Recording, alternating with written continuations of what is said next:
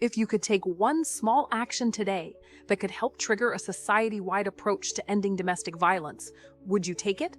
Watch this video to the end and then decide.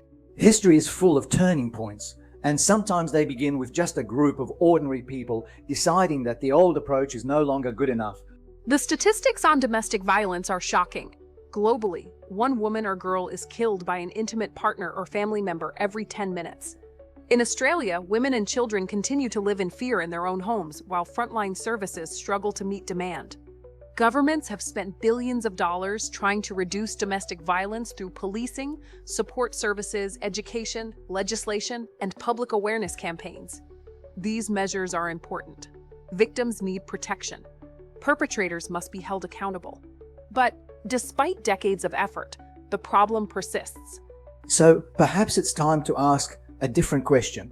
What if government cannot solve this problem alone? Australia's first national plan to reduce violence against women and their children failed to achieve its goal of a significant and sustained reduction in violence. And there is growing concern about whether the second national plan will succeed where the first did not. Clearly, something fundamental is still being missed. Journalist Jess Hill summed up the challenge when she warned that if we simply continue doing more of what we've always done, there will never be enough money. Former Social Policy Commissioner Natalie Siegel-Brown expressed a similar concern, saying that by failing to address why people perpetrate, we are creating insatiable demand. That takes us to a much deeper question. Why are so many people becoming perpetrators in the first place? And beneath that lies an even more fundamental question. What shapes human behavior long before someone becomes a perpetrator? More than 80 years ago, economist and historian Karl Polanyi warned about the consequences of allowing market forces to increasingly determine the direction of society. In The Great Transformation, he wrote, "To allow the market mechanism to become the sole director of the fate of human beings and their natural environment would result in the demolition of society." At the time, those words may have seemed alarmist. Today, look around us. Rising mental illness, addiction, suicide, loneliness, youth crime, increasing violence in the home, workplace, and even in schools. We generally treat these as separate problems requiring separate government solutions. But what if they are also different symptoms of a deeper problem? What if something is going wrong with the social environment itself? For generations, societies depended upon a process we rarely even talked about: socialization of positive behavior, carried out by families, schools, neighborhoods, community organizations, and institutions. Each generation, like planting seeds, passed on the behaviors necessary to live successfully with others: respect, honesty, responsibility, compassion, and kindness. And equally importantly, society discouraged behaviors that undermine relationships and trust: hatred, dishonesty, greed, selfishness, and violence. But over time, that social environment has fragmented. We have increasingly outsourced responsibility for maintaining a healthy society to governments, institutions, and market forces, while neglecting the everyday socialization process upon which healthy societies have always depended. In other words, we've dropped the ball when it comes to building healthy societies, and the consequences are increasingly visible. This doesn't mean that the common recognized risk factors don't matter. They do. But we also need to look beneath those individual factors and ask what is happening to the broader social environment in which attitudes, relationships, and behavior are formed. Clinical psychologist Zach Seidler makes an important point about young men when he says, if you can provide them with the infrastructure for a different way of relating to the world, everyone will benefit. And that brings us to what may be the missing piece in our response to domestic violence. We've mobilized government. Now it's time to mobilize society. Government cannot socialize a society by itself. Neither can police, neither can schools, neither can frontline services, because socialization happens everywhere. It happens in families, in schools, in workplaces, in sporting clubs, in businesses, in communities, and increasingly it happens online. Australia's Respectful Relationships Education program already recognizes something fundamentally important. Behavior can be learned and shaped. But if those principles matter inside the classroom, why should they stop at the school gate? What if families, schools, businesses, sporting organizations, community groups, governments, and social media began reinforcing the same positive behaviors? What if, instead of leaving the task largely to government programs, we made building a healthier society something in which everyone could participate? Now that's an idea. But that raises an obvious question. What exactly are we asking society to reinforce? For society to work together, we need a common reference point, a simple statement of the values and behaviors we want to encourage, regardless of our politics, religion, culture, or background. That is the purpose of the Freedom Declaration for Peace. The Declaration is not another law. It is not another government program.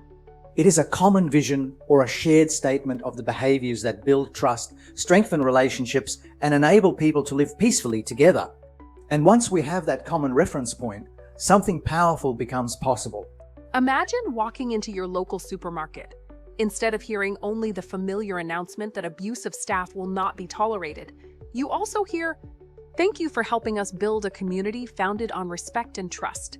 Just one extra sentence. Now imagine similar messages being reinforced in shopping centers, schools, sporting clubs, workplaces, and cultural icons not just in Australia, but worldwide. Imagine businesses displaying, "Yes, we signed," because they support those principles. Imagine websites displaying "Yes, we signed," demonstrating their commitment to the Freedom Declaration and the common good. Imagine schools reinforcing the same principles. Imagine community organizations doing the same. Imagine our political leaders leading by example. Small reminders, repeated millions of times, can help rebuild the socialization process that every healthy society depends upon, like small streams that converge to create a powerful waterfall. And today, the community extends much further. It includes social media. Every day, algorithms influence what billions of people see, what receives attention, and ultimately what behavior is rewarded. Instead of allowing those systems to reinforce division, anger, and toxic behavior simply because it generates engagement, the Freedom Declaration can provide a human framework for encouraging behavior that builds rather than destroys trust. This is the principle behind P/T's reciprocal terms and conditions. If we agree to the terms and conditions of the platforms we use, shouldn't society also be able to say what we expect from the platforms increasingly shaping us? For generations, we've heard the saying, "It takes a village to raise a child." That village once developed naturally through families, neighborhoods, and communities. Today, much of it has fragmented, been neglected, or disappeared altogether. But for the first time in history, we also have the communications technology to rebuild that village, not simply locally, but nationally and ultimately globally. Domestic violence will never be solved by one initiative alone. Victims will continue to need protection. Frontline services need resources. Laws have an essential role. Perpetrators must be held accountable. But prevention must begin long before the first act of violence. It begins in the social environment, in which attitudes, relationships, and behavior are formed. And that means preventing domestic violence cannot be the responsibility of government alone. It has to become a responsibility we share. Families, schools, communities, businesses, and sporting organizations all reinforcing the same message, all heading in the same direction, united in purpose through a common vision. And this can begin with one extraordinarily simple action: signing the Freedom Declaration for Peace. One signature won't change society, but a million signatures can send a powerful message that we are ready for a different approach. And millions around the world can begin something much bigger. A society-wide movement to rebuild trust, strengthen the socialization process, and address the conditions in which destructive behavior develops long before it becomes violence. That is the idea behind the Great Signing. Not another government program, not another inquiry, not another promise that somehow this time doing more of the same will produce a different result. It is an invitation to all of us to become part of the solution. So if you're tired of the current approach, tired of the promises and ready to make a difference, join us. Sign the Freedom Declaration. And let's work together, not simply to end the misery and suffering of domestic violence, but to build a healthier, safer, and more cohesive society for everyone.